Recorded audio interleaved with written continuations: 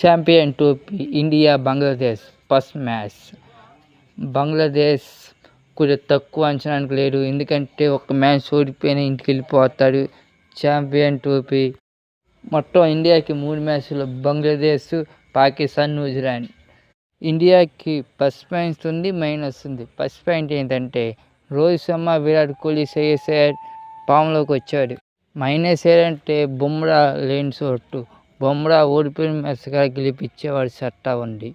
Team India ఏదైనా మంచి song ఉంది అనుకోవచ్చు. రోహిత్ శర్మ, విరాట్ కోహ్లీ, శ్రేయస్ అయ్యర్, రిషబ్ పంత్, హార్దిక్ పాండ్యా, జడేజా మంచి ఫామ్లో ఉన్నాడు. ఇండియాకి ఇది ప్లస్ పాయింట్. ప్లస్ బంగ్లాదేశ్కు జరగబోతుంది.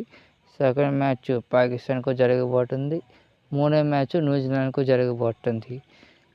ఇండియా అన్ని మ్యాచ్లు మొత్తం దుబాయ్లో జరగబోతుంది. అది ఇండియాకి ప్లస్ పాయింట్. రోహిత్ శర్మ, విరాట్ కోహ్లీ ఫామ్లోకి వస్తే ఇంక ఇండియాకి తిరిగి ఉండదు.